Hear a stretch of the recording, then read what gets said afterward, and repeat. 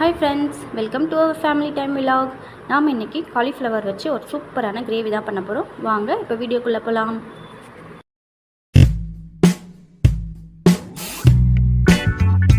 Gravy செய்யறதுக்கு முதல்ல கடாயில ஒரு ஸ்பூன் எண்ணெய் விட்டு அதில் ஒரு ஸ்பூன் மிளகாய் தூள் போட்டுக்கோங்க. போட்டுட்டு கொஞ்சமாக மஞ்சள் தூள் போட்டு நல்லா ஃப்ரை பண்ணிக்கோங்க. இது பச்சை வாசனை போனதுக்கு அப்புறம் நான் ஏற்கனவே சுடு தண்ணி வச்சு காலிஃப்ளவர் க்ளீன் பண்ணி வச்சிருக்கேன். அதை இதில் போட்டு நல்லா ஃப்ரை பண்ணிவிடுங்க. ஒரு 2 செகண்ட் அந்த மாதிரி இருந்து ஃப்ரை பண்ணி எடுத்து தனியாக வச்சுக்கோங்க.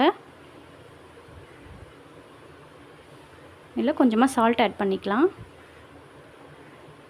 ஆட் பண்ணி இந்த மாதிரி ஃப்ரை பண்ணி ஒரு பவுலில் எடுத்து வச்சுக்கோங்க.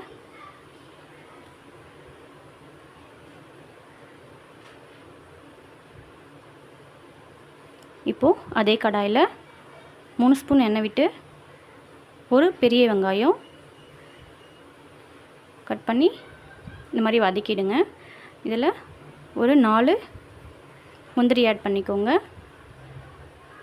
கொஞ்சமாக சால்ட் ஆட் பண்ணிக்கோங்க. ஆட் பண்ணி நல்லா ஃப்ரை பண்ணிக்கோங்க.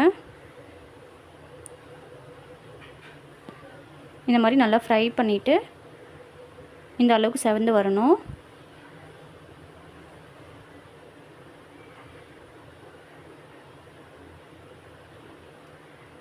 ஃப்ரை பண்ணி தனியாக எடுத்து அது ஆறினதுக்கப்புறம் ஒரு ஜாரில் மிக்ஸி ஜாரில் சேர்த்துக்கோங்க.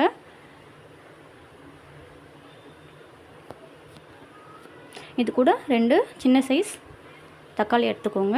இது நல்லா ஸ்பைன்ஸ் பேஸ்ட்டாக அரைச்சி தனியாக எடுத்து வச்சுக்கோங்க. இப்போது அதே கடாயில் ஒரு 4 ஸ்பூன் எண்ணெய் விட்டு கடுகு மசாலா எல்லாம் சேர்த்துக்கோங்க. பட்டை லவங்கம் கிராம்பு அதெல்லாம் சேர்த்து சோம்பு கொஞ்சம் சேர்த்துக்கோங்க. சேர்த்துட்டு இஞ்சி பூண்டு பேஸ்ட்டு சேர்த்து நல்லா வதக்கிடுங்க.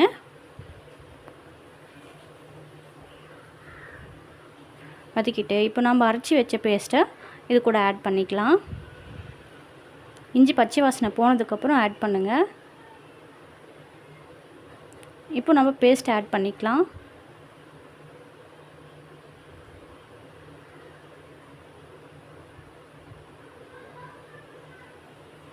இப்போது இதை நல்லா எண்ணெயிலே ஃப்ரை பண்ணுங்கள். இப்போது இதோட பச்சை வாசனை போகிற வரலும் இதை ஃப்ரை பண்ணி எடுத்துக்கணும். எண்ணெய் தனியாக பிரிஞ்சு வரும், அது வரலும் நல்லா ஃப்ரை பண்ணி விடுங்க. இது கூட கொஞ்சம் கருவேப்பிலை வாசனைக்காக ஆட் பண்ணிக்கலாம். பாருங்கள், எண்ணெய் கொஞ்சம் கொஞ்சமாக பிரிஞ்சு வருது. இந்த டைமில் 1/4 ஸ்பூன் கரம் மசாலா, 1/4 ஸ்பூன் மிளகாய்த்தூள், 1/4 ஸ்பூன் சிக்கன் மசாலா இதெல்லாம் ஆட் பண்ணிக்கோங்க. மஞ்சத்தூள் கொஞ்சமாக ஆட் பண்ணிக்கோங்க. இப்போ நல்லா ஃப்ரை பண்ணி பச்சை வாசம் போனதுக்கப்புறம் நம்ம ஏற்கனவே ஃப்ரை பண்ணி வச்சுருந்த காலிஃப்ளவரை இதில் ஆட் பண்ணிக்கலாம். இப்போது காலிஃப்ளவர் ஆட் பண்ணியாச்சு. ஆட் பண்ணி இதை நல்லா மிக்ஸ் பண்ணிக்கோங்க. மிக்ஸ் பண்ணிவிட்டு கொஞ்ச நேரம் மூடி வைங்க. மூடி வச்சு